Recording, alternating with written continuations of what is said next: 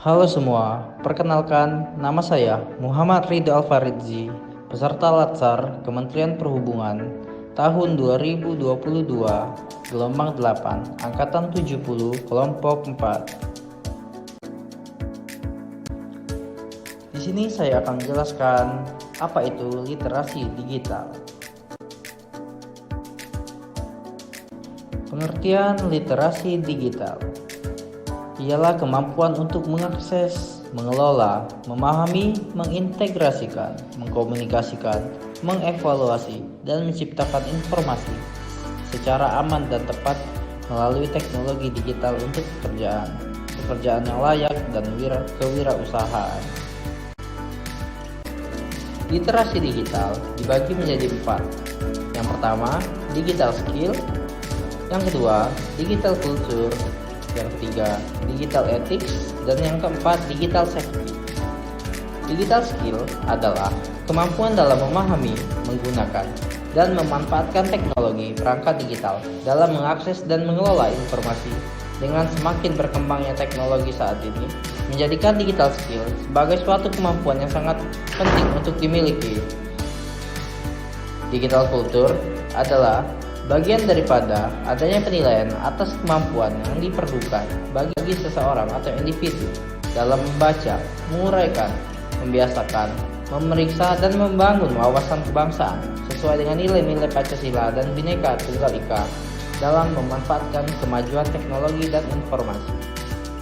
Yang ketiga, digital ethics ialah sebagai kemampuan individu dalam menyadari, mencontohkan, menyesuaikan diri, merasionalkan, mempertimbangkan, dan mengembangkan tata kelola etika, bahwa menggunakan media digital mestinya diarahkan pada suatu niat, sikap, dan perilaku yang etis demi kebaikan bersama.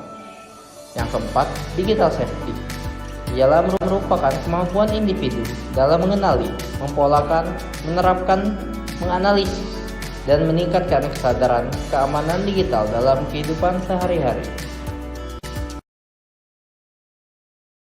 Pertama yaitu digital skill.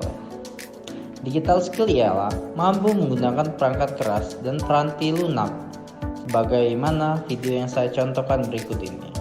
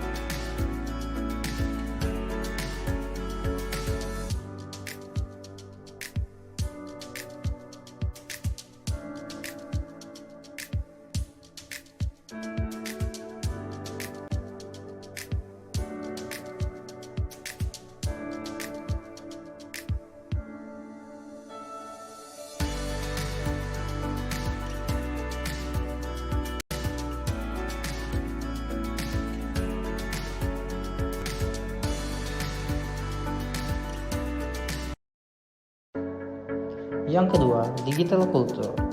Dengan mengucapkan salam dan menggunakan bahasa yang sopan saat mengirim pesan, seperti yang saya contohkan berikut ini.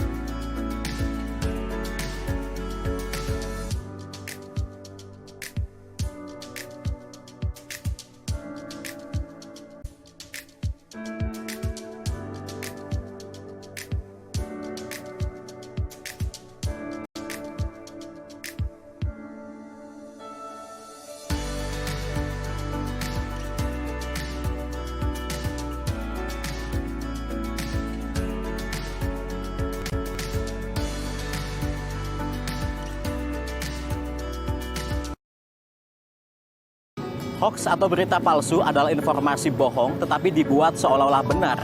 Hoax atau berita bohong seringkali mendominasi media sosial seperti belakangan ini. Tidak hanya informasi berupa tulisan, tetapi juga gambar, bahkan video. Beberapa hari terakhir ini banyak kabar palsu alias hoax yang membuat masyarakat resah. Agar tidak ikut-ikutan menyebar berita hoax, caranya adalah dengan mengenali beberapa indikator. Berita hoax biasanya tidak jelas sumber dan pengirim, lokasi, tanggal, hingga waktu.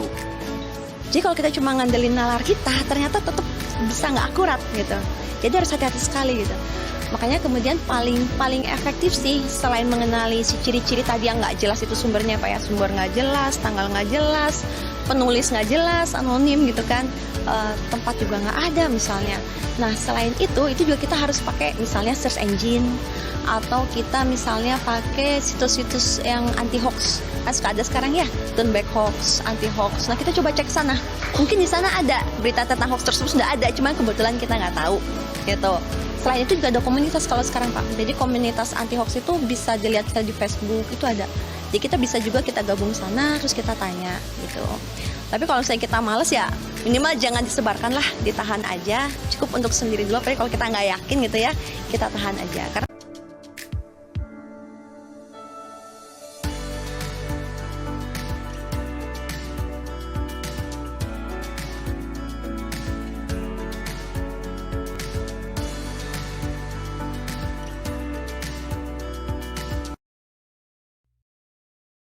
atau tantangan bagi pengguna Instagram. Namun sayangnya, tahukah Anda ternyata fitur tersebut dikhawatirkan memicu celah kebocoran data di internet. Fitur baru yang dihadirkan Instagram awal bulan November 2021 ini sempat booming karena memungkinkan pengguna mengajak rekan dan keluarga di jejaring sosial untuk memberi tanggapan sesuai pertanyaan yang diinginkan. Namun penyebutan data diri yang tak disadari di fitur tersebut seperti usia pengguna dan pasangan, nama panggilan, dan tak jarang meminta pengguna menyebutkan tanggal lahir, dikhawatirkan bisa menjadi modus baru penyalahgunaan data pribadi oleh pelaku kejahatan siber yang bisa berujung kerugian.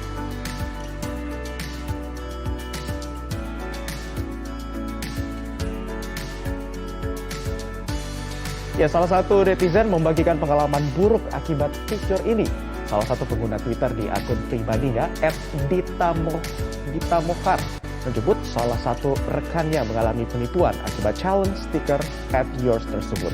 Terduga penipu memanfaatkan nama panggilan rekannya yang dibagikan di fitur tersebut untuk meminta sejumlah uang pada rekan yang lain.